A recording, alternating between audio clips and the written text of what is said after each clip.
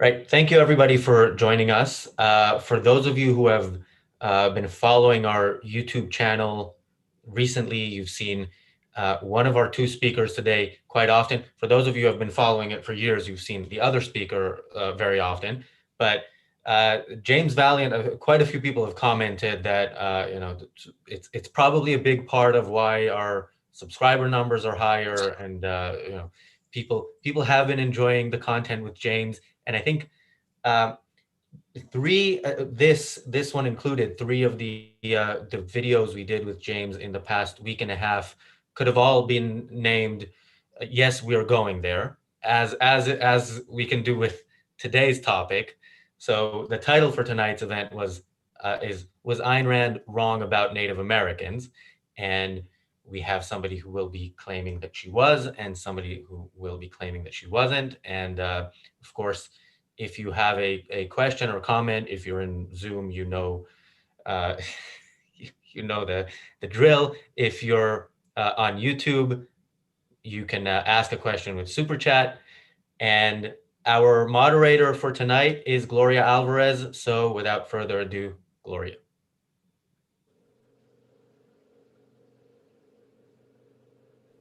Thank you very much, Razi. I think this is one of the most interesting topics that we can discuss now because it goes to the center of property rights. And what better way of talking about this than with James Valliant, who is author of Creating Christ, an amazing book on how the Roman Empire actually created Christianity in order to perpetuate their power, and also the passion of Ayn Rand. I had the honor of meeting James on the last OCON, and I think that his talk about his first book was very engaging, and also in the Latin American community where there's a lot of Christianity spread is quite controversial. So I think that this is also a topic, although we're going to talk about Native Americans in the United States, it also resonates with what happened with the Spanish conquista in Latin America. For those of you guys watching from the YouTube platform of Ayn Rand Center UK.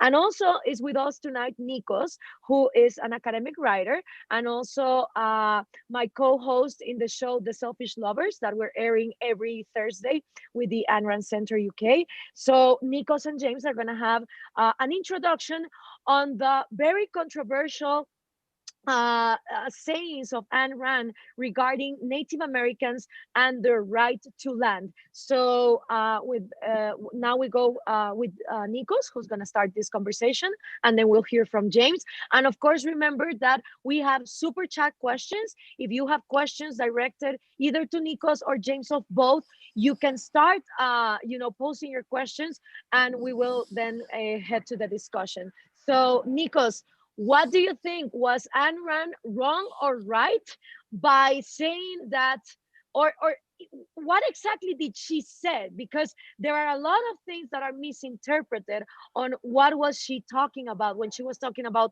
property rights, lands, and Native Americans. Maybe we should start from there and then head to the points of view.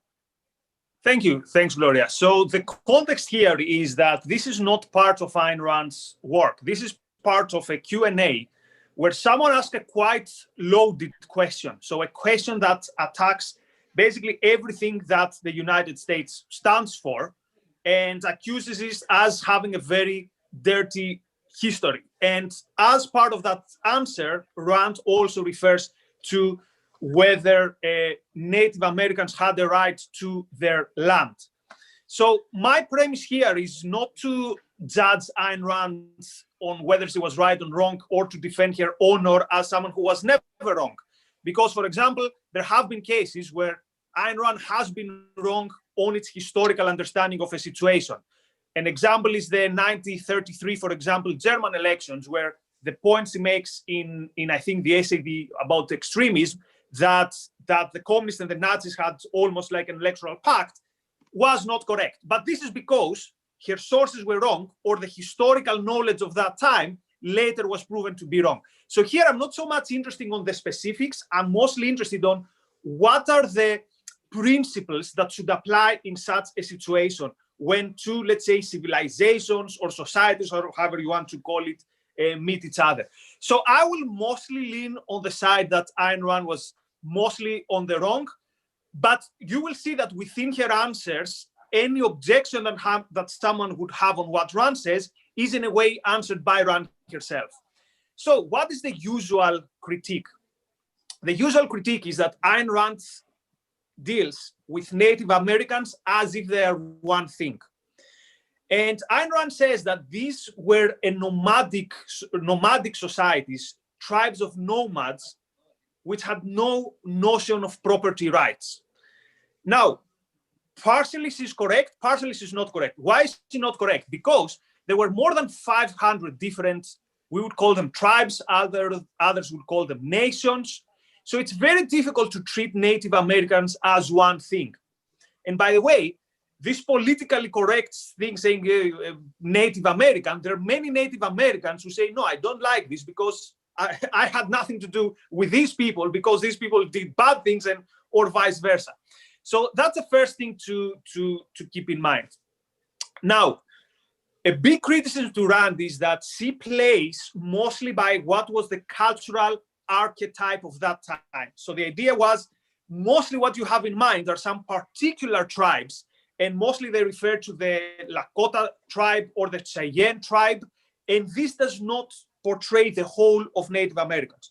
So the idea is that there were actual tribes, and most importantly, the Cherokee tribes, that did have something like property rights. So the land was held in common, but things like houses or gardens where you could garden, there was something like private property. Now, would this mean that the government, when a proper government was established in the area, would be right to say, I'm not touching these people and their way of life? The answer would still be no. The government had the right to intervene because many of these tribes had very bad rights breaching traditions, tactics. And an example is that, for example, even the Cherokee, which was, let's say, among the more peaceful tribes, there is historical evidence that they had slavery. So in the same way that the North had the right to attack the South, in the same way, a rights-respecting government would say, you know what, we're going to figure out the private property thing, but first and foremost, you cannot have slaves, you cannot torture, you cannot do horrible things to captives, which again was the situation with many, although clearly not all the different tribes. Now, let's go to the specific question about property rights. So by now we've established that, yes, there was many reasons why a government should have a legitimate claim to intervene with these tribes. Should they take their land, though? And here's where it becomes more difficult. So as we said, many of these tribes had something like property rights, which means this is my house, this is my area, and other people in the tribe have no say on that. Even after the negotiations with the government, we see, for example, that the constitution of the Cherokee, which was again one of the biggest nations, let's say, they recognize something like property rights. Now, someone would say, but this understanding of property rights is not the proper one because it does not follow the chain of thinking which is followed, for example, in objectivism. I would say this is not a valid reason to say that these people are not entitled to property rights. Because if you see the most constitutions, for example, in Europe, they are very, very problematic in how they reach the notion of this house is yours. We have countries, for example, where the land belongs to the king or the queen, or in Greece, the constitution is not really, let's say, a property respecting constitution. So I claim that having property rights should not be considered as being linked to a proper way of understanding how we reach these property rights. So now, what is the role of the government when it comes to property rights? First of all, let's see how Ayn Rand describes property rights. And she's mostly doing it in Capitalism, They Are Non-Ideal, on the two essays, I think, on patents and airways. So she says something like this. She says, property rights is about something that is a material resource or a material element, and that is valuable because knowledge and effort must be applied in order to achieve this. Okay, this could be from an invention to the fence around your house. And because knowledge and effort needs to be applied, therefore it's proper that it is owned by the people who have put this effort and this knowledge. Now, what does this mean for the case of Native Americans? It means that the role of the government is to figure out who has done the work and who has a proper claim to this, either land or property. Now, this land indeed should not belong to the chief of the tribe, because as we've established, quite often the chief of the tribe has violated the rights of the individual in the tribe. However, this does not mean that the government, in my view, has a right to take this land indiscriminately. What the government is to do is to figure out who has worked on that land. You are from now on the proper owner. And if your chief or whoever is using violence against you, or if your chief continues doing the things that he has done for so long, now I intervene with force and I make sure that from now on you can enjoy this land. And my last point would be the following one. So Ayn Rand herself has said that the fact that a society does not respect individual rights does not mean that people who live in that society do not have individual rights. So, for example, we could imagine that the fact that East Germany did not have the notion of private property does not mean that after 1989, the West German government would go to the East German, let's say, Gloria, who has a house, she has worked on it, and she has lived there for 40 years, and said, you know what, your government didn't recognize property rights, tough luck, I'm taking your apartment. No, again, the proper law for the government is to figure out who has put the work there, whose is, now that we have respect for private property, who is the proper owner. From now on, you can sleep with peace of mind because I'm here to protect your rights. So as long as this was what the government did to Native Americans, then that was proper. To the extent, though, that different things happened, as, for example, blanket statements regarding Native Americans or blanket policies regarding this land, this is not, in my view, something which was compatible with property rights. That's my first take. Really looking forward to see what James says. Thank you, Nicos, very much. And before we go to James, just a reminder that you can make super chat questions in all of the subjects that Nicos and James are going to raise. And also thank you for all the people that are tweeting and through Facebook, also participating and sharing. Also to the people that are inside Zoom, if you want to raise your hand and ask a question in the chat, you can also do that, or also interact with our speakers. So now let's go with James. Hi, yeah, thank you. You know, it is important, I think, and I've linked, and maybe it would be a good idea to link to Ayn Rand's Q&A session here. It's about a half an hour long session that followed her West Point, you know, the military academy in the United States, her speech before the cadets there in 1974, and she gave extended answers about the problems that people often raise about American history. She started out with a total denunciation of slavery and racism. And so there's and a lot of people misunderstand her statement, you know, the white man, any possible reference to the white man.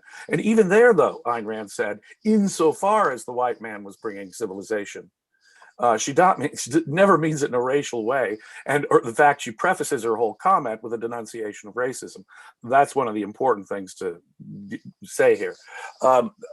Because slavery and the internment of Japanese during World War II were also part of the question she was asked. And she fully denounced the internment of Japanese, for example. When she came around to the discussion of Native Americans, her basic idea is that they didn't have a concept of property rights. And, you know, if I were to say that Louis XIV had a concept of rights, the divine right of kings, or if I were to say that slave owners had a concept of property in their slaves, you would say they have no idea about the real idea, you know, the real concept of rights, would you? In other words, those were such inferior concepts of rights. I mean, Ayn Rand is not talking about rights in the broad sense of, did they have any kind of social organization or moral constraints in their society? Every society, since the beginning of conceptual humanity, has had a social organization and a conception of moral constraints. The question is, did they have a valid concept of property rights? And in that sense, Ayn Rand was very eloquent in so many of her other writings. There's no such thing as collectivized rights. If the King of France says, look, I'm the owner of all of France, and you serfs are attached to the land, and that's just the way it goes, that is not a concept, a valid concept of property rights. You could meaningfully say they had no valid concept of property rights, even though they may be using terms like rights in their broadest sense, some sense of social organization and so forth. What Ayn Rand means is, I think, at a bare minimum, the sort of rule of law that came about in the English-speaking world starting in the 17th and 18th centuries. Since the advent of, say, the Glorious Revolution in 1688, when a rule of law and a proper concept of property rights and a proper concept of individual rights in general began to move across the world. And especially, of course, America. In the 18th century, they defined rights in a way that Ayn Rand properly understood. I don't think she means necessarily, say, Lockean rights, but at least a general conception, a proper conception of individual property rights and a rule of law. Now, that was, of course, completely unknown to the New World. They did not anywhere in North America. So I'm going to defend the idea that in the broad sense, she's absolutely right. Having some sense of tribal rights or even family rights. And the one point I guess I would factually disagree with about Ayn Rand, or at least take issue with, and it really doesn't matter to her point. She says that North American natives were mostly, and she does say mostly, nomadic. She's aware that there was agriculture. She's aware that there were higher end civilizations, say, in Mesoamerica, like the Aztecs. So she said mostly nomadic. That's true to a large extent about many of them. So it's a question of whether she was right about it being mostly or not. But that's not the essence. That's just one point she was making.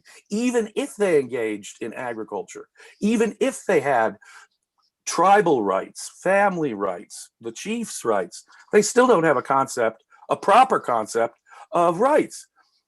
Ayn Rand's assertion about dictatorship here is to the point. A free country, a comparatively free country, has the moral right to attack, invade, and overthrow any dictatorship that does not respect individual rights, for that government is illegitimate. Now, is it selfish on our part to do so? Well, depends on the particular context. But civilization, a government that systematically does not respect individual rights, does not have any moral claim to legitimacy vis-a-vis someone who's trying to come in and change it for the better. Anytime. So let's look at the Native American population. These were things Ayn Rand did not get into in particular, but estimates are that between 50 and over 100 million people lived in North and South America prior to the European discovery by Columbus in 1492. Pre-Columbian America had tens of millions of natives, no question about it. They were wiped out by disease. The idea that it was some kind of intentional genocide is historically false. Over 90%, this is the greatest pandemic that we know of in all of human history, when some 90+% of the entire population of the New World was wiped out by diseases, principally diseases like smallpox, pneumonic diseases, influenza, and having no real resistance to any of these, a series, wave after wave, in the first 2 centuries after Columbus came to America. And remember, that disease would have happened whichever way the discovery went. Had Americans discovered Europe, the diseases would still have affected the New World even more. So when Europeans, especially by the time of the 17th or 18th century, came to especially North America, what they were doing, in effect, was repopulating a thoroughly depopulated continent. Stepping back a little, the Aztecs, when Cortez, right, in the 1520s got to Mexico City, he saw the highest end North American civilization. These people had monumental architecture. These people had the most complex social organization. They had a complex system of slavery, and a system in which they believed that they could conquer people, and they had the right, in fact, the divine duty, to tear the hearts out of people at the top of temples. Now, human sacrifice is common in human history. The ancient Greeks, the ancient Hebrews, maybe it's ubiquitous among most prehistoric peoples. But when Cortez and his people got there and saw the blood running down the pyramids and realized that human sacrifice was an institution here, they were horrified. Now, did the Spaniards at that time have a correct view of property rights? No. The Queen of Castile, Isabella, and the King of Aragon, Ferdinand, were absolute rulers in effect. They were trying to come over, conquer, and before the real genocide happened too, the biological, not human genocide that happened to the natives happened. But theirs was a conquest, a total, just as Pizarro's conquest in South America of the Incas was a conquest of a civilization the Spaniards were horrified at, morally speaking.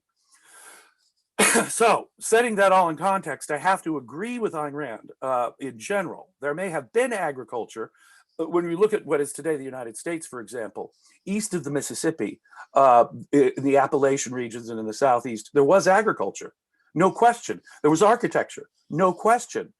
But to assume that they had, some of that was still nomadic, by the way. Occasionally you'd go away and occasionally come back and reuse the land. So it was some of it was semi-settled society. Some of it was more permanently settled agriculture. The Aztecs surely had, and they greatly outnumbered the population in what is today the United States. On the other hand, Plains Indians from North and South, what is today North and South Dakota, Montana, and certainly Indians in the far west, where I live in California, they lived in the Stone Age. Weaving baskets was their high-end technology in California. They were literally in the Stone Age.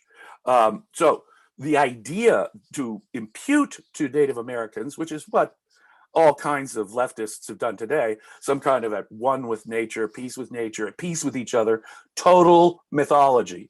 We now have good peer-reviewed science from multiple disciplines, anthropology, history, every ways they can extrapolate population from physical evidence, which indicates that before Columbus got here was far more violent than in the period of European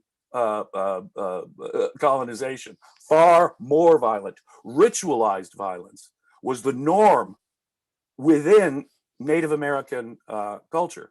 Not only tribal warfare, but intra-tribal warfare. The evidence from, for example, the injuries on bones from young men show that North America was a place of systematic and egregious violence, warfare, internal strife, institutionalized ritual violence. Now, if the understanding of property, of rights, just rights in general, is the banning of coercion from society, making sure that human interaction is voluntary, that we set aside violence in the initiation of force, then there can be, in no essential sense, an idea that there was a respect for individual rights in the Americas before the Europeans got here. Kings can claim to have rights, the divine right of kings, Louis XIV. The slave owners of the South can claim to have property rights in their slaves. One could meaningfully say that neither of those ideas of rights had any idea of the valid concept of rights. That actually only occurred in the 17th and 18th centuries, starting in the English-speaking world, defined well by John Locke and Thomas Jefferson. But the point, though, is that until the English-speaking world actually started developing a rule of law, a real system of property rights that were individual property rights and based on these Lockean notions, there's no assumption, there can be no assumption, that the governments that existed in North America were anything but violators of individual property rights. When scholars talk about the property rights of even these settled agricultural natives in the United States, they're talking about family to family, father to son, sort of rigid, almost feudalistic ownership of the property, one that tied people by family and clan to the land. That's not a valid concept of property. In fact, it's a violation of the proper concept of rights.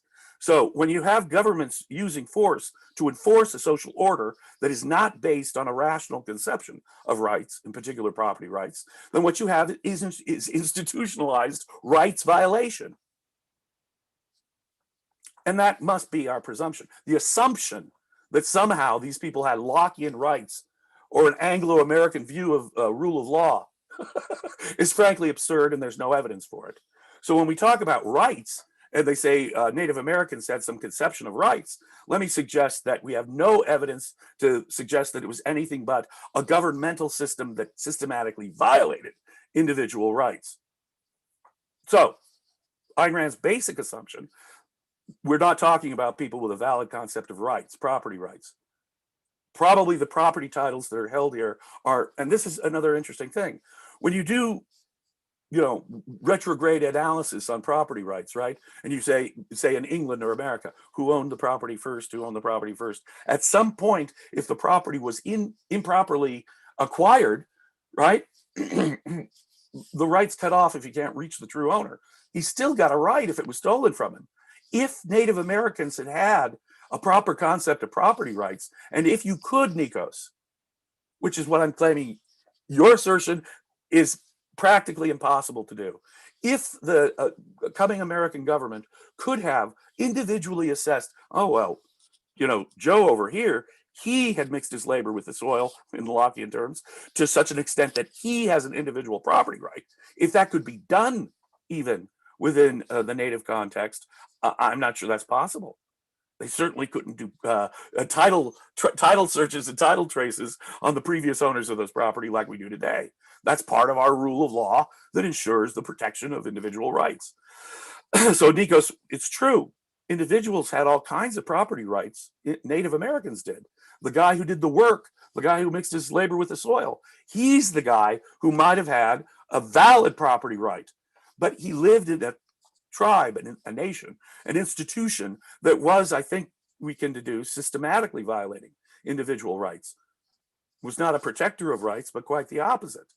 So to say that this, okay, we have to respect his ancestral rights vis-a-vis anyone else who might have done work there, vis-a-vis anyone else who he's actually taken from, I think to do those kind of title searches to determine valid title were simply not possible, especially in pre-literate areas. The idea, in other words, here is getting back to the population. Today in the United States, only about 1.6% of the population identify as Native Americans. That's what I am. You know, a Cherokee, a Chinook, a Cheyenne.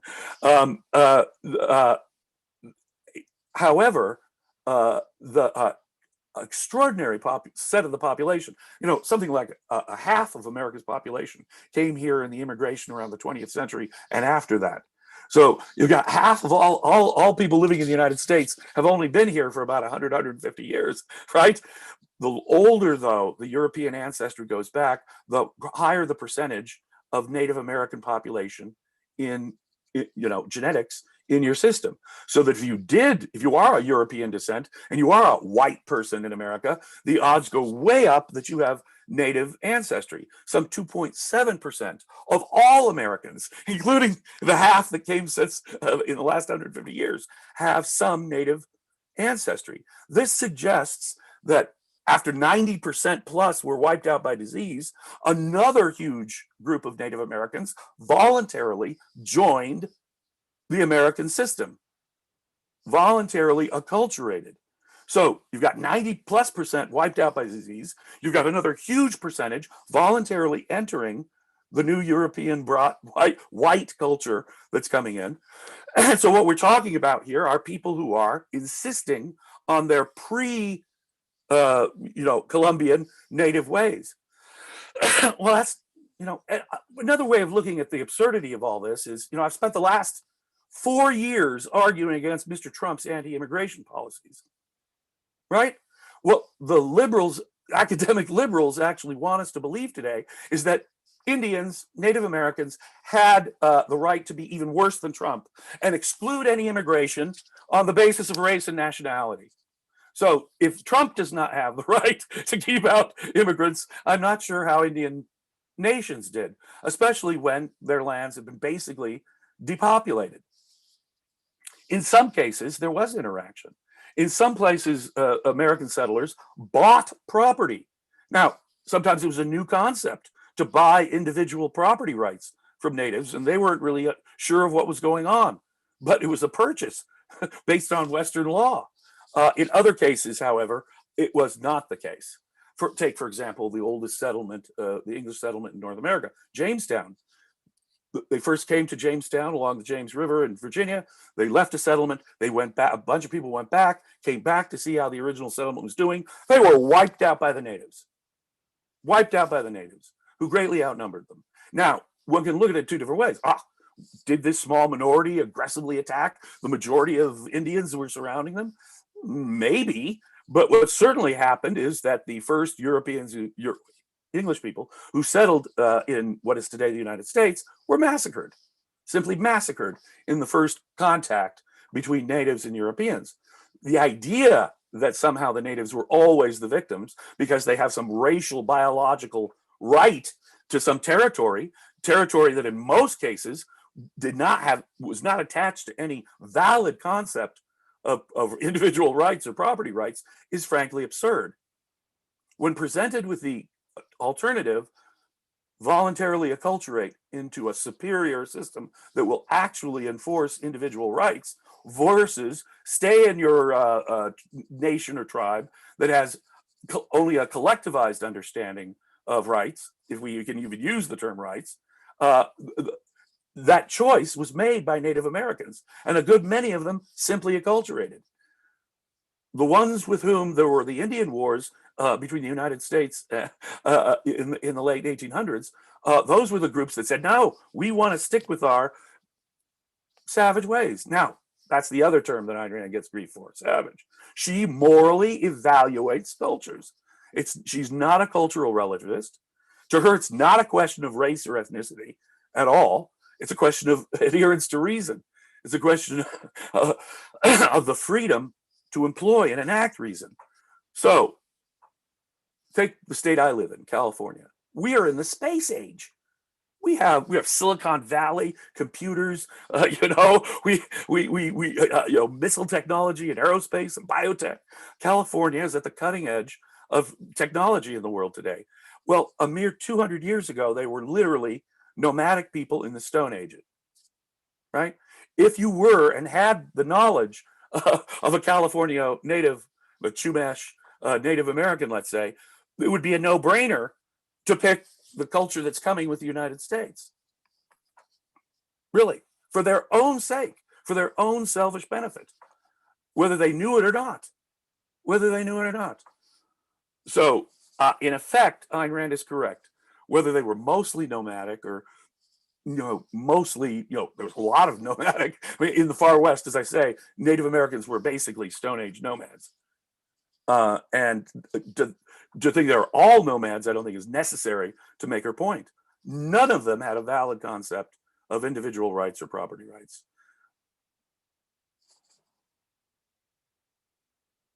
Thank you very much, James. I have a couple of questions, but I don't know if Nicos wants to go back for a reply right now.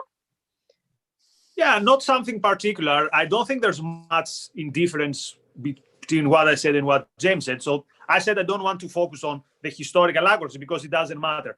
But at the end of the day, one thing I think needs to be made clear. The fact that the society does not recognize rights does not mean that the individuals in this society do not have the rights, because rights is not a social construct. Rights is something that is a moral recognition of what is the existential necessity for someone. Therefore, I don't want so easily to dismiss the idea that, well, we can't really find the titles, therefore I'm going to take your land. No, the default should be, looks like you don't own slaves, looks like you're not doing barbaric things, therefore I'm going to let you with your house, and from now on I'm going to protect you. Oh, that's the proper attitude. Slavery existed in both Mexico and North America before slavery Columbus got here. Slavery. Sure, slavery existed, but in the same way that not more than, I think, 2% of people in the South owned the slave, we cannot say as individuals that every Native American owned a slave. So for me, again, it's very important that the default here is that the rights of the individuals, even if they live under a dictatorship or under a barbaric tribal system or communism or whatever, the default here is that the proper government protects the individuals and actually saves them from the previous tyrants or from the previous chiefs or slave masters. So this is why I think it's important to morally not sanction blanket policies that says all of you don't understand the rights, therefore I'm gonna take by violence the life of all of you. If that could have been done, I would be in great support of you. If we could have identified the people who actually did do the work and had engaged in at least voluntary trade with the product of that work, but that kind of, as I say, that kind of, it would have been, and frankly, our discussion today about reparations for slaves, from 150 years ago is bizarre, but it would have been far easier 150 years ago to identify that in slave groups than I think it would have been in Native American groups. Far easier. They had some system of identifiable property rights before that, as evil as that set of property rights was, and to be able to identify the individuals who had worked those lands without compensation, at the time at least, would have been infinitely easier, in my view, than trying to settle which member of a Cherokee or Lakota, Lakotas were nomads basically, which individual had which property right. So when a hunt was done, say, with the Lakota Sioux, just go on. Sorry, my question: what's the solution then? Is the proper solution, in a way, collective punishment? That, well, because you lived under a society that doesn't recognize individual rights, now you also get to lose your house.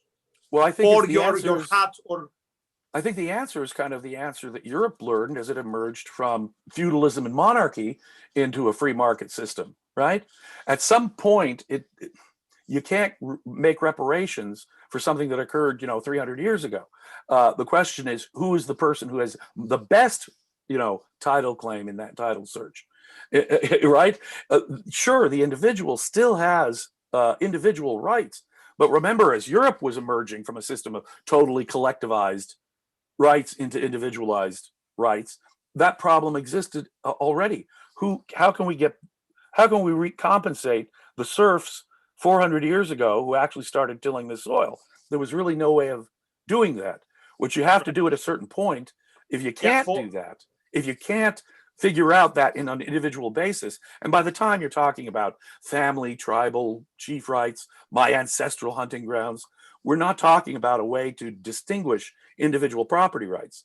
Had an individual native come forward in an American court and said, aha, no, I have developed a property right, by using, say, English property principles like adverse possession. Have you ever heard of that concept? A person who stakes a claim to abandoned property puts out notice, hey, no one's claiming this property, it's mine now. After a certain period of time, it becomes yours, right? I think the same sort of principles have to be applied here. If someone could have come in and said, hey, I've established my right by adverse possession under Anglo-American law, that Native Americans' rights should have been respected, and theoretically could have been in courts, American courts in the 1800s. For the record, I'm not claiming for reparation. I'm just claiming that we should morally condemn if there was an injustice, which, tough luck, it can't be corrected, but we should recognize that if you had the land and you worked on that land under the tyranny of the tribe, and then a government that supposedly respects rights takes this land that you have worked, that was an injustice. So I'm not calling for reparation. I'm just calling for an understanding that I don't think we could identify the very thing you just identified. I don't think we could much identify with in the case of Native Americans. Their concept of rights and social obligations was so alien to, as I say, the Anglo-American system of rule of law and individual rights, that there's really no way to do that, right? What I'm saying to you, Nicos, is that I'm not sure any of those were valid property claims because of the nature of the Indian legal systems insofar as they had them. But it doesn't matter. You don't need a proper legal system. That's why I said the example of East Germany. The fact that East Germany didn't have a proper legal system to recognize rights does not mean that the East German who had worked his house, the fact that he lived under the dictatorship doesn't mean that after the liberation, someone can say, where you don't understand rights, therefore give me your house. There's a very different case. There was a case in which a better concept of private property was supplanted by a worse one. And a case where within one generation, we could see, come on, all that gold that the Nazis stole from Jews should be given back to their original owners when we can find them. There's a wonderful case where it's not collectivist reparations, right? You as a group, African Americans, or you as a group, Native Americans. No, it could only have been done validly if a particular native had utilized the American legal system and said, no, by adverse possession or by working this land and they don't have title, this is my property. And there were legal ways to do that under the American legal system. What I'm saying, Nicos, is that if land was taken, right, from people who themselves were thieves, there's no valid right. If you invade a dictator, it's just like invading a dictatorship. Now, if you can identify individuals, and I'm suggesting to you, Nicos, that the absence of written records, the absence of individual rights as a notion, the collectivist nature of even the farming settled communities of natives is such that it's my ancestors' lands. It traveled down from father to son or from mother to daughter. It wasn't something you could buy and sell. It wasn't something that, was really a property right. It was a collectivist notion of rights, therefore an invalid concept of rights.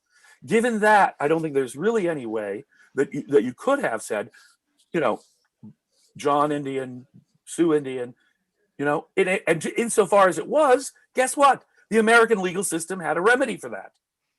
Were you the guy that worked the land? Did you acquire it by adverse possession? Did you acquire an easement right to hunt or fish there? Well, common law and American law has detailed, fair ways of working that out. All it would have required is the native to join the American system and file his suit in court, say, this is my land. That would have been the individual way of protecting, because the American system has an individual way for individuals to protect their individual property rights. Gentlemen, we are even be identified by natives in most cases. We are 15 minutes before the hour, and I want to raise 3 points into the discussion to see from the things that you both have raised. First of all, is what is the uniqueness of the United States case? Because put it in those terms, everywhere in humanity, we're going to find violation of property rights every time there is a conquest, right? The Roman Empire took land away from the Greeks, and the Europeans took land away from the African tribes, and also in the invasions in Asia. So when we look at humanity and the way it has behaved, not with the lens of judging with the information that we have in the 21st century, but just how it has behaved, we are going to see the replacement of terrible codes of property rights, sometimes for better codes of property rights, and sometimes for worse codes. And that brings me to the second point, because the notion of property rights of the Pilgrims was valid, but the notion of property rights from the Spanish, for example, was not valid, because they came to this land not to claim property rights and work for the land, but to have implemented a state mercantilism where everything was owned by the crown. Does that mean that the way that Latin America should be making reparations should be different than the way that the current United States should be making those reparations? And let's not only talk about how the rights were stolen or taken away, but the treatment. Because the treatment that the survivors of these Native American tribes had was one of reservations and being completely excluded from society, and that created a whole different chain of problems that we're also seeing in other communities that were, excluded from the free market system into integrating in societies. So because the codes were different, should the reparations be different? And one last thing, there is a marvelous book by Robert Greene called Guns, Germs, and Steel that explains how Europe, because of its geographical condition, and because it had horses, and because it has the notion of the wheel and the manipulation of different metals, Europe could accumulate a degree of civilization that the Americas could have never had, because we didn't even have horses here back then to communication and transportation be proper. For an example, the Aztecs and the Incas never met. They couldn't trade because they didn't have the transportation means. So I'm thinking, with all this knowledge, knowing that Europe had these conditions that favored the development of the Illustration movement, the Enlightenment, the property rights, if with all that knowledge, Ayn Rand would say, okay, yes, there's a difference in conditions, that you cannot ask the same for one portion of the earth to the other portion. So those are some of the things that I would like for you to discuss in the things that you obviously disagree in some terms, but also coincide in others. Well, yeah. I can start because I'll be very brief. I haven't got that much, and I always learn from James, so James should have the biggest part of the pie here. So first of all, when it comes to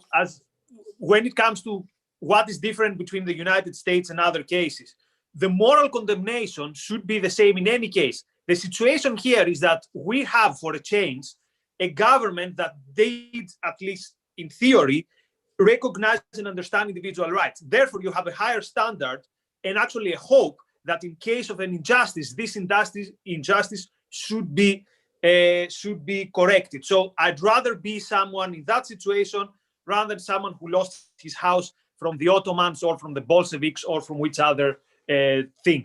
Second, I don't believe in reparations. Therefore, I'm not going to enter this discussion because you cannot correct an injustice with a new injustice. Therefore, I don't think that unless you have a very, very specific claim, for example, here's my title, you kicked me out, some years ago, let me back.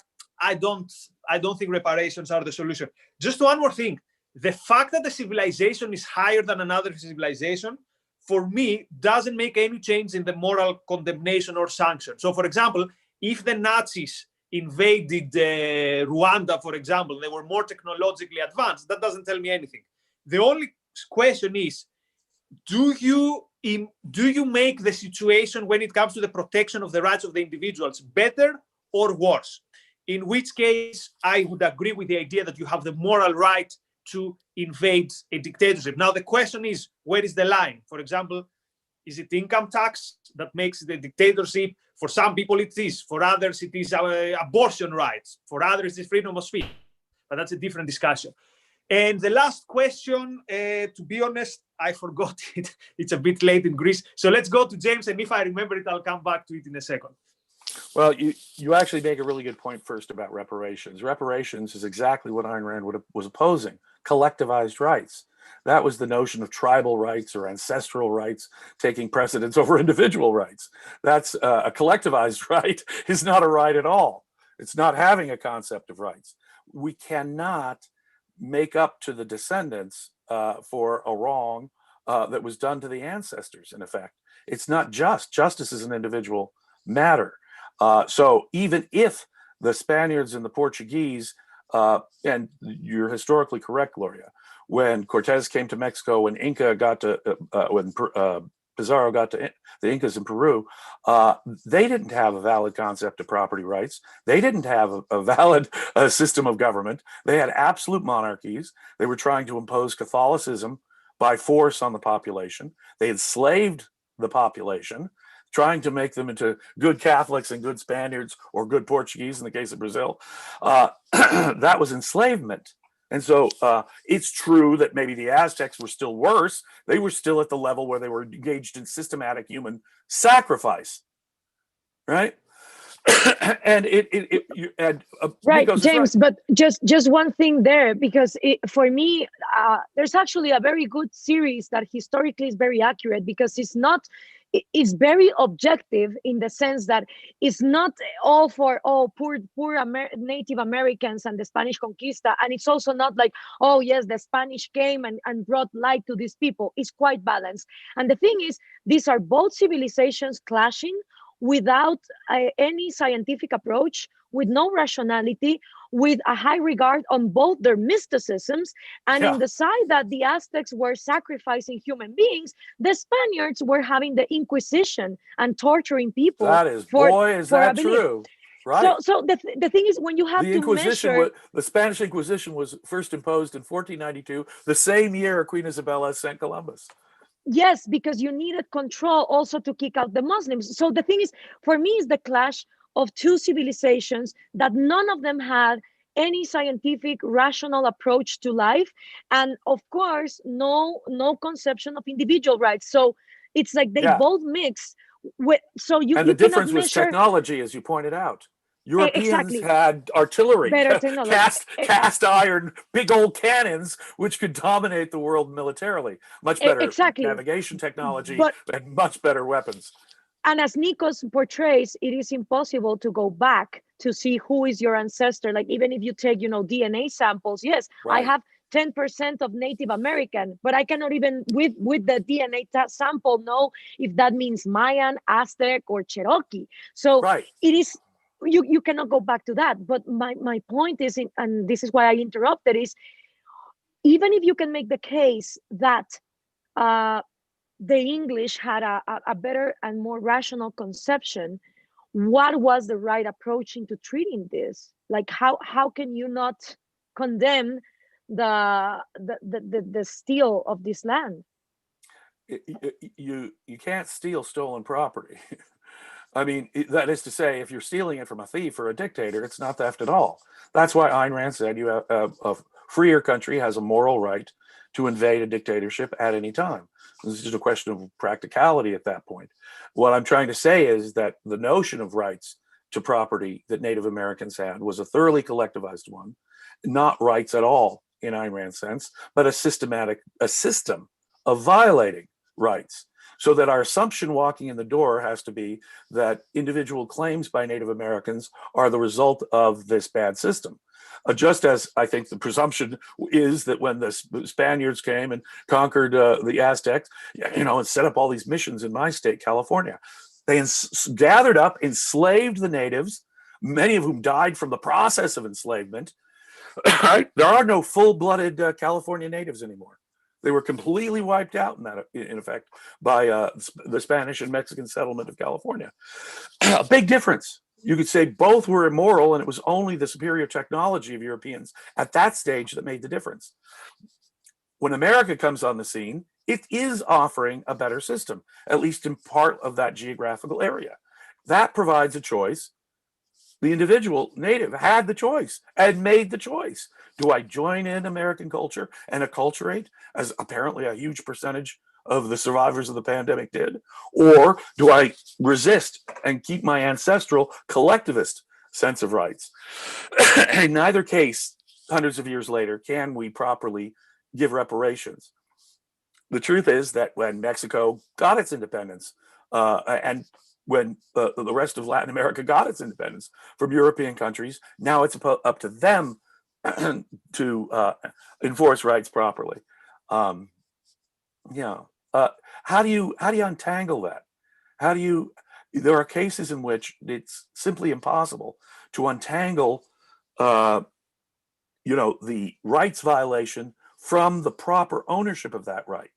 It's a mixed bag as it comes down along our ancestors, Nicos. And when you don't have written records, Ayn Rand was an advocate of civilization.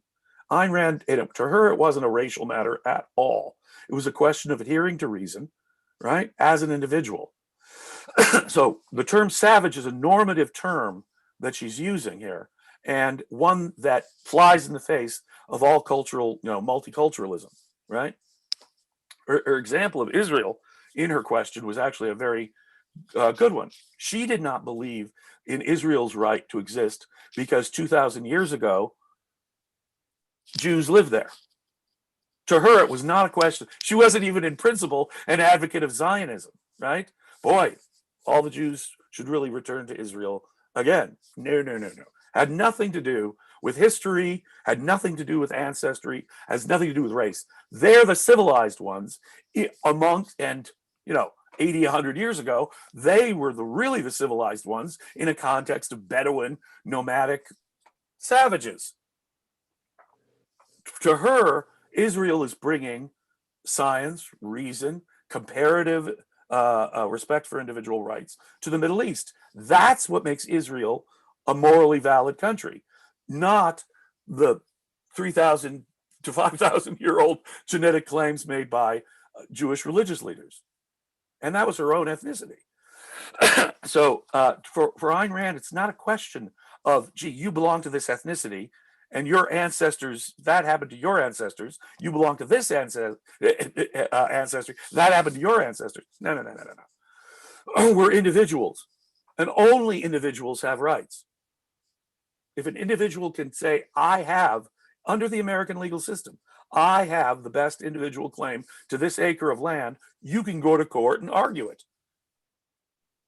Merely joining the American system would have done exactly what Nicos wanted.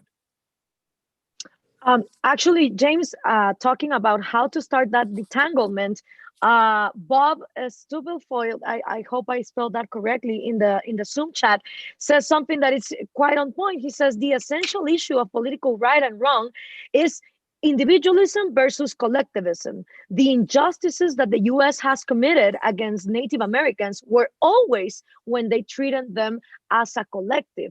Now, the problem is if you offer individual solutions, that same collective doesn't want individual solutions. So even if and I think that is the challenge. First of all, there's a lot of misinformation on how history happened.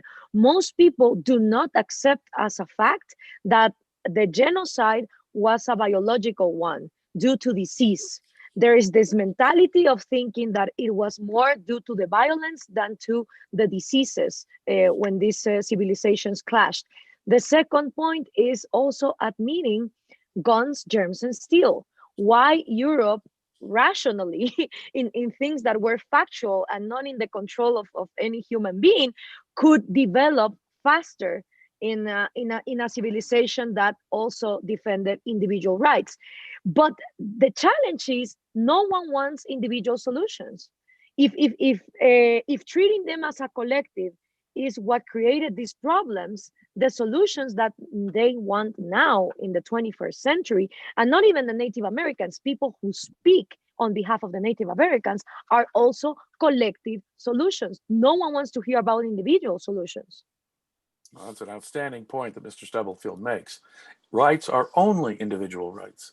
Any concept of social obligation, moral obligation, social organization that does not respect the individual as the unit, the only unit that can possess rights, then you have a system which by necessity is a violation of individual rights. The divine right of kings or the rights of slave owners to their property are not rights at all. They're systematic, institutionalized violation of rights. In the context of Native Americans, we cannot assume that any of them had reached, say, the level of England in 1688 at the time of the Bloodless Revolution, or America at the time of 1776 when they had discovered individual rights. No, the rule of law in the English-speaking world is a minimum that Ayn Rand is talking about because it respected individual rights, gave individuals a right to assert a claim to a property. I've got the best claim to this property. Rejection of that system is to insist on collectivized rights. That is to say, the systematic violation of rights. And it's either or. Sure, they had a concept of rights, but so did feudal lords in the Middle Ages. So did Louis XIV, thought he had the divine right of kings. Slave owners have a right. So frequently the discussion comes down to, oh no, Native Americans had moral constraints, social organization, a notion of who the property belonged to, but did they have a valid concept of rights? No. And because they didn't have a government which validly recognized rights, it's, in my view, would have been impossible at that point to sort out who actually individually had those rights. If it could have been done, the American legal system has such a system to sort that out. Yeah, and the issue with collective rights, the problem is that quite often the way to correct past mistakes is to give these collective rights. Again, let me give you an example. I knew, I had a friend who was from one of these Native American tribes, and he was telling me that they have some particular fishing rights, so they could do fishing on a different way than someone else because they were members of this tribe, which again makes no sense at all. If you think that fishing or whaling is correct, yeah, let people do it. But the idea that you're allowed to do it because you're a member of that tribe, that's not correct. Having said that, one thing from something you said earlier, again, I think the most important thing with rights is understanding what is the function they play. Let me give an example. In some places in Greece, property titles are based not so much on a written contract, but more on everyone knows who is from what. And also it has this idea of honor, that you never interfere with someone else's property. Now, this sounds a bit tribal, but this comes from a tradition where the state is your enemy. The state was very corrupt, or the state was tyrannical. Therefore, the way to work around it is these different kinds of property right.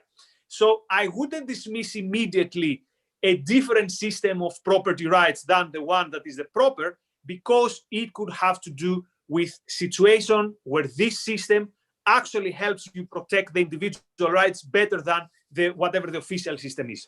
I think I agree with you, Nicos. You know, Robert Hessen, who was a Harvard and Columbia trained historian who knew Ayn Rand, he said to me once very, very wisely, Jim, you know, my interest in historiography, and I spoke to him about it. He said, Jim, in history, the three most important words are compared to what? If in fact the system is maybe not perfect, maybe not Ayn Rand's exact system, but is immeasurably better or significantly better than the system it's replacing, then, you know, I wouldn't want genocide. I wouldn't want unnecessary conquest. I wouldn't want Charlemagne bringing Christianity to the Germans by the point of the sword. On the other hand, I would prefer the superior system to come in, offer the alternative where it meets resistance, to push it out further. And that's really what was going on in America. Gloria. We have a super chat question. We have a super chat question from Enric Teller, and I want to hear your stance on this one. The forced and deadly migration of Cherokees by Jackson in violation of the Supreme Court. So thank you, Enric, for your super chat question. And that I really should handle. Ayn Rand did not mention any of the specific injustices against Indians that did occur, natives did occur. And there are instances where I can identify specific injustices. You know, an earlier point was made that America, when it screws up, it's not acting to protect individual rights in this context either. And that's exactly true. You know, today there's a good example. Fishermen up in Alaska, there's a bay up in Alaska where fishermen have been fishing salmon for quite some time. Well, other people seeing the resources there want to sort of take it over, and that would ruin fishing up there. Well, these guys have established a property right to fish there. And if someone wants to come in, it's going to take some government order to force the fishermen who actually have the right established over time, the fishing right to that area. So the ecological destruction of this area and the destruction of fishing in that area could only occur not from the result of respecting individual rights, but from some government, you know, eminent domain coming in and saying, no, these other resources, mineral resources are more important, or timber resources are more important, so you guys have to be pushed off. In effect, that's what happened in some cases, such as the Trail of Tears. America treated President Jackson in particular, treated them as a collective group and said, you guys got to leave Georgia and the Southwest and move to Oklahoma. And just the process of getting them there was monstrous. Were there specific cases in which I have to say that the fight against the natives went too far? Yeah, biological warfare. Now that's been greatly exaggerated, but you know, the use of infected blankets to depopulate an area because they were competitors for, say, the furs you wanted to trade, that of course was an individual injustice too, on a reasonable scale. So yeah, there were injustices, no question about it.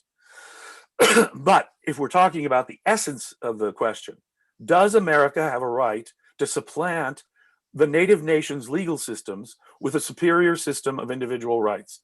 Yes. Does it make no sense to simply impute a sort of a fair system of rights to pre-Columbian natives? No, it's nonsensical. We have no evidence for such a thing. Having I have in the no chat knowledge of on the the topic, so I don't want to add something, so we can go to the next question. yeah, Kate Jones in the Zoom chat asks or proposes, we could define a tribe that occupies a certain territory as a voluntary group of shareholders with share ownership by mutual consent. Not every little part be owned by only a single individual, as we do with corporations today. What's wrong with this interpretation? Oh, if they'd had anything like that, then yeah, sure. If it was a question of the tribe buying shares, you know, if they'd had, first of all, if they'd had writing, they could have had a contract which said people like this under those circumstances and in this, yes, and each person who has, you know, 10% of the land has a 10% interest in this corporation that we're owning. No, they didn't have that kind of right either. If they had had such a right, the kind of rights we're talking about the Native Americans had in a collective sense was, let's go to the chief. What does he say?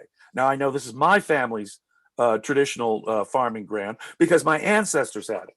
My ancestors have had it since we can remember. But wait a minute, some other guys did some other things here, and other people may have gained rights by easement or right, by traveling through it, or may have gained some adverse possession right. None of that mattered. The actual ownership in our sense, who mixed their labor with the soil? Who was the one who was openly using the land? That sort of thing were not the criteria that were used by Native Americans.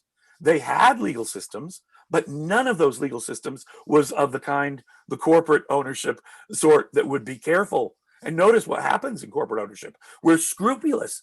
You know, you own so many shares, you own this percentage, this is, you know, taken into account. Nothing like that was going on. You know, if I had the confidence that the Iroquois were specifically protecting individuals' labor and individuals' voluntary trade and individuals' ownership to specific pieces of land, that might make sense. And you could treat, say, the Iroquois, which was actually a group of tribes, you could treat the Iroquois as a unit that you could deal with, but not even, we're not even there.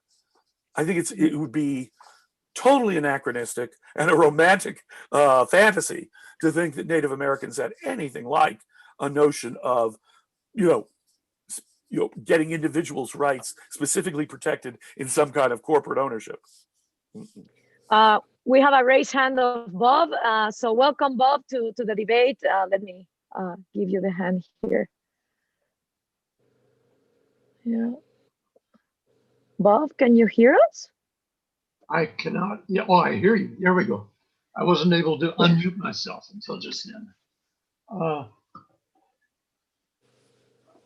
wanted to tell you a fact. Whoops. There we go. I have a stepsister and a stepmother who unfortunately is now deceased, who were full-blooded Choctaw Indians. And their tribe was among the ones that was forced to go to Oklahoma. So clearly there was an injustice done to their ancestors.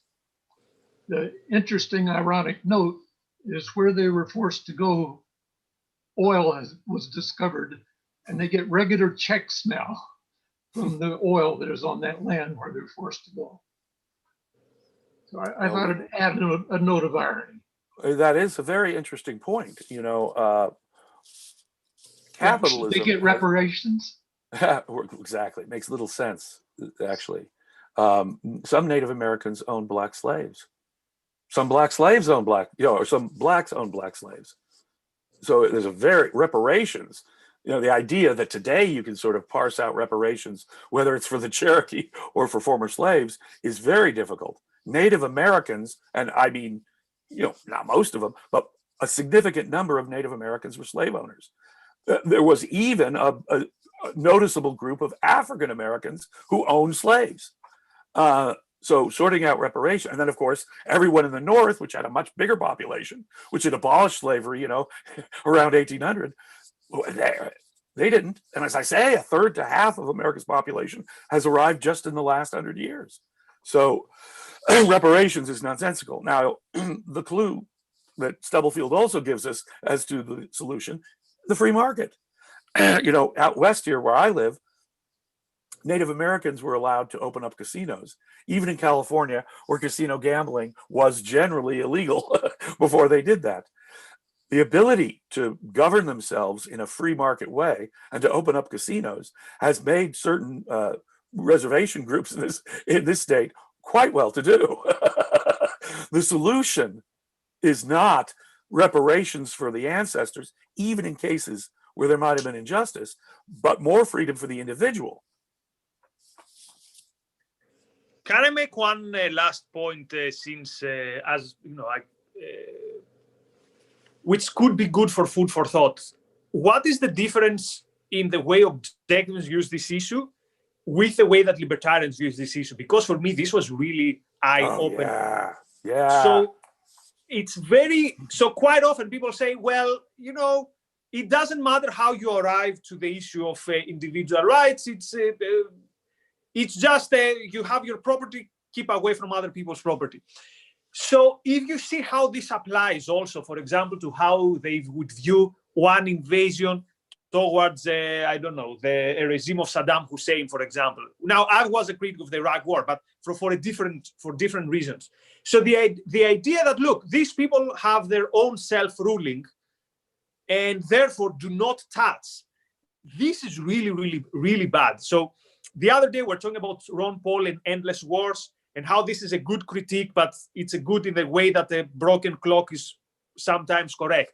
So it's very interesting also to see the take of libertarians on this topic and how they would say that, well, they have their land, therefore we start from private property, therefore don't touch. So this leaves completely aside, for example, the slavery within that land, the torture within that land, and actually the horrible things that happen within that land. So that's why quite often we're a bit pedantic, and for other people boring. We're saying, you know what, philosophy is a system, and you don't take one issue that you like capitalism or something, or politics or property, and you just apply it. The other thing that I want to mention as parting thoughts is the reverse racism of the left towards Native Americans, and this idea that they are one monolithic group, that they all the same. These people in peace with nature, which was not the same. Which was not the case. No. And also, for people who want to have a good laugh, I would encourage you to Google the Chief Seattle urban myth, which was created by the environmentalists. This idea that this chief gave this speech.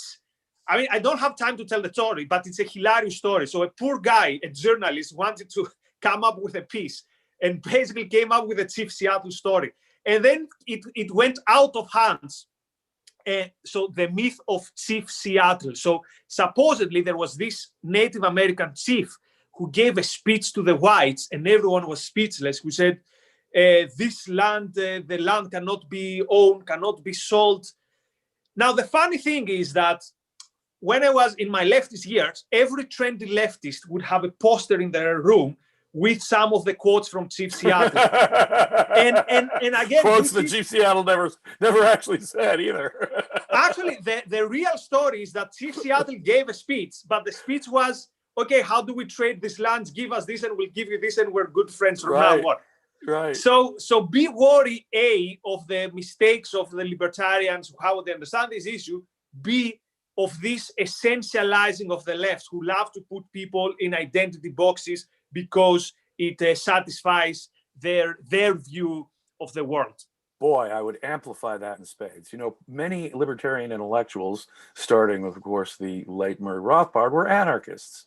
And so this has given them, in my view, a completely warped view of history. To them, a stateless world is a world of paradise. And so in the relatively stateless society of some of these nomadic Indian tribes is absolute paradise. I remember having, when I worked at Laissez-Faire Books store in Greenwich Village, I remember having this argument incessantly. People who are libertarians who would be critical of anything that happened in the old world along those lines suddenly go blind when it comes to Native Americans. I would say, oh yeah, so Native Americans had some kind of Lockean, Jeffersonian, John Stuart Mill view of rights, or even Anglo-American rule of law. Well, no. Well, why is it it's a value in the old world context, but suddenly not a value in the new world context? Well, because we assume that these relatively anarchistic people lived in total perfection because of their anarchy. And how many times, and the notion of the noble savage has gained great currency among, which is totally mythology, has gained great currency among libertarians. I would point out to them, for example, the really good, we have peer-reviewed science, which shows that there was ritual violence in most Indian tribes in North America, ritualized violence in most. There was not only inter-tribal warfare, there was intra-tribal warfare.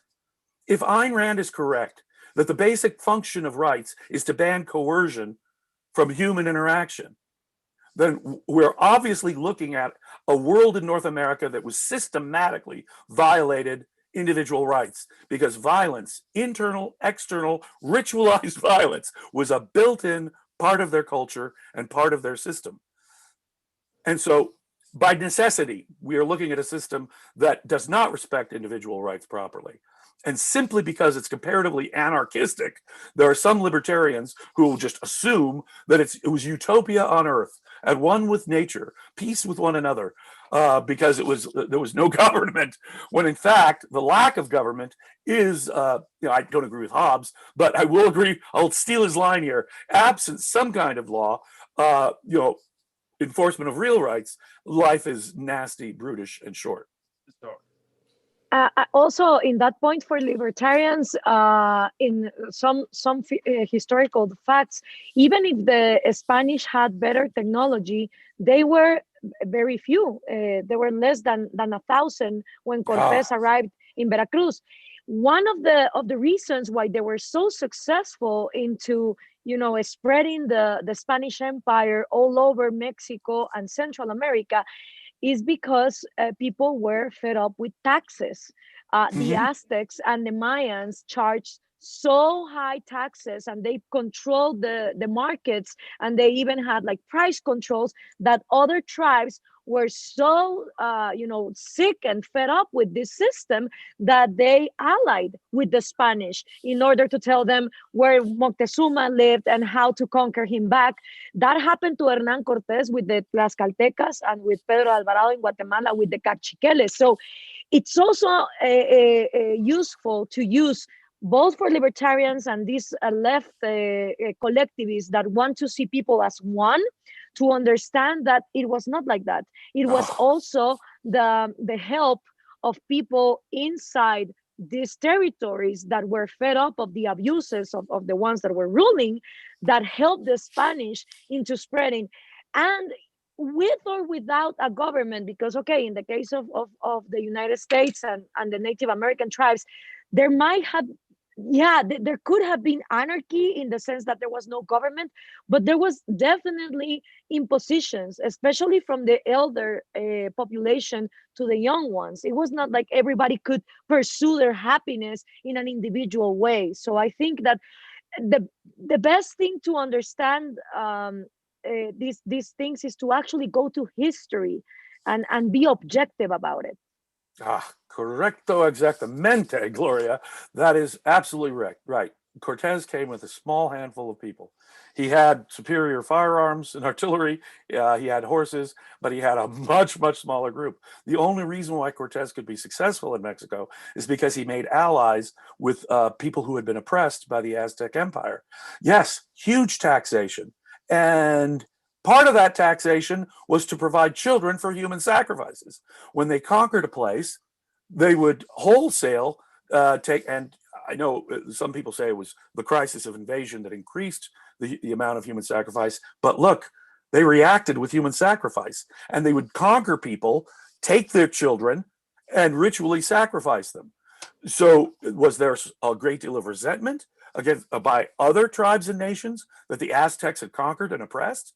Yeah, that's where they got their sacrificial victims. But you're also right. There was huge, almost oppressive taxation, from what we can understand, by both the Mayans and the Aztecs, which again undermined their own system and got some people, natives, allied with Cortez and the Spanish. Exactly right. Now I wanna because we're almost on time. I wanna go back to Ayn Rand's statement after this speech. Why do you think she didn't go, further as she did with other points? And if maybe the fact that it was just an answer in a Q&A has led to a lot of misinterpretation? Because today before the show, I was talking with some friends and we graduated from the same libertarian university here in Guatemala where they teach Rand. And she had the notion that what Rand said was that it was justified, the fact that they got killed in order to take their lands away. And I was like, I'm pretty sure that that's not what Rand said, but all this misinformation comes from the same with racism and her stance on homosexuality, because she didn't explain those points, I don't know, in further writings. Why do you think that happened? Well, this is a Q&A. This was an extemporaneous thing. When Ayn Rand wrote an essay, she took the care to thoroughly cover it from a philosophical standpoint. An essay or a speech of hers will cover all the ground. This was a Q&A following a speech. Interestingly, a speech at West Point to the graduating cadets at the military academy in the United States in 1974. And it was a half an hour long. Now, about a half of the question period was devoted to these issues, but it was just a Q&A. And what I always hear is, well, Ayn Rand said Indians had no concept of any kind of rights. And that's not what she really said. If I were to say, colloquially, that the slave owners in the American South had no concept of valid rights, you'd know what I was meaning. Of course they had a concept of rights. I own my slave. But if I were to say they have no idea of rights, you'd know what I was meaning. And so people will take everything Ayn Rand says out of context in the most unfair way you can possibly interpret her statement. Like politicians on political groups, they'll always misread the leader of the other side and construe his statement in the worst possible light. Of course, that's what happens to Ayn Rand. And sometimes it's in these Q&As that we have it, because when it comes to her essays, she took the time to completely explain it. Yeah, I very much agree with that. This was a Q&A in which it was clear what Ayn Rand, I think, was meaning by rights, a valid concept of property rights, not any sense of social organization. The pharaohs, ancient pharaohs had rights. Louis XIV had a divine right of kings. She didn't mean that, but that's the way people will impose on it. Yeah. And also the context is important. So the other thing that is very controversial is her take on the Arabs, for example. But again, historical context, we talk about the time where she's referring to particular dictatorships that were in name quasi-socialist, but more towards fascist regimes, ritualized torture, ritualized going after dissidents, ritualized aggressiveness against minorities. See, for example, how Nasser kicked off the Greeks from the Greek community. Greek diaspora, yeah. Yeah, the Greek diaspora. So now I'm not going to be offended if someone calls a fascist a savage. Sorry. It's clear that you understand within the context that she's referring to these regimes. She's not referring to every citizen. She's not referring to a race. She's referring to these brutal regimes that were aggressive, have cost so many lives, and were terrorizing first and foremost their own citizens. So keep this in mind. And the question that Ayn Rand answered was a question with premises that were, that in a way brought out this long answer, because the questioner put up the same thing, the Japanese camps, slavery, the treatment of this, and it was in a way, the way I understood it, it was a question such as, why do you like America? You know, there are all these things. Am I right, James? Yeah, that was basically it. They went down the list of the major crimes that, you know, America is accused of, and really the wrong things that happened in American history: slavery, Jim Crow, racism, the internment of the Japanese. And in all those things, Ayn Rand was very clear. And it's very important to remember that's how she frames the rest of her answer about Native Americans. It's when she talks about white people, she's obviously talking, and she, even there, she said, insofar as the white man was bringing civilization, right? He had the right. So yeah, absolutely right. You know, when you look at the racial component of all this, Ayn Rand was an opponent of racism back in the 1930s when America still had Jim Crow. In Anthem, her second novel, she's in published work, she's attacking racism as a form of collectivism. You know, and then she goes on, of course, philosophically as an individualist and as a defender of reason. Racism is out. And she writes an essay against racism. For anyone to think that somehow Ayn Rand was being racist against Indians, Native Americans, in her answer is totally missing her answer, the important nature of her answer. Thank you both, Nicos and James, for this valuable time.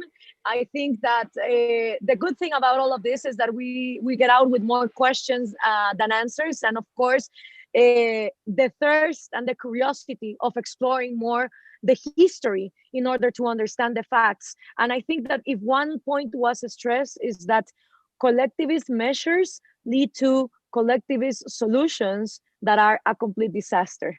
And we should question ourselves if we really want to be intellectually honest into what is fair and how to look at history from the perspective of the 21st century, but understanding the context and what solutions we can present. They have to be individual solutions. And sadly, the people that would benefit from these individual solutions sometimes don't want to hear about it. They want more collectivist solutions to the problem. And thank you to all the people that have been discussing in the chat. Kate says, do not judge all libertarians as anarchists. I am a libertarian as well, and I don't go with the anarchist branch of it. As she says, most of us are Ayn Rand fan base, and I agree with her. I don't also understand, for example, in the anarcho-capitalist movement in Latin America, how they are against the state, but they want to maintain abortion and drugs illegal. And they don't quite explain how that happens. Just to mention some of the incongruencies that we can see inside the movement. And there is a more going on the chat. We're going to stop the live now with some conclusions from James and Nicos, and then you can stay in the discussion in the Zoom. Yeah, no, I just to say thanks to Gloria and thanks to James.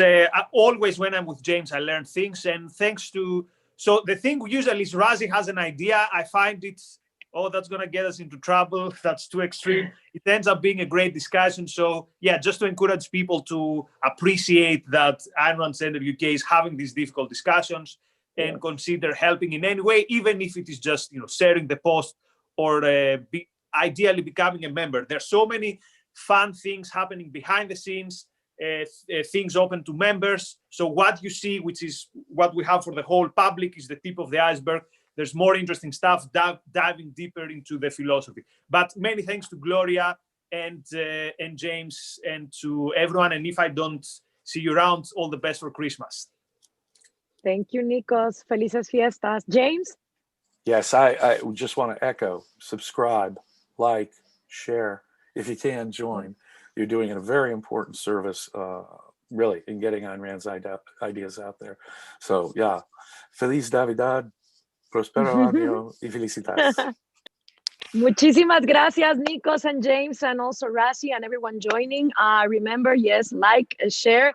There's the Ayn Rand Center UK with a lot of different activities going on. And also, if you have an idea for a topic that we can share, please send it to us. So yeah, happy holidays, everyone, and thank you for joining. Until next time. Yeah, and let me just add for people who enjoyed this, you just had about 90 minutes of James and Nikos. Members get 90 minutes of James and Nikos every week on Saturdays in our discussions about Dr. Leonard Peikoff's courses every Saturday. We also have members-only discussions of Rand's fiction every Friday. So yeah, thanks again to both our speakers. Thank you, Gloria, for chairing, and thanks to the audience. We'll see you soon in 2 days. Well, we'll see you tomorrow on the Daily Objective. And in 2 days, James will be back to discuss Rand's essay, Philosophy and Sense of Life. Thanks.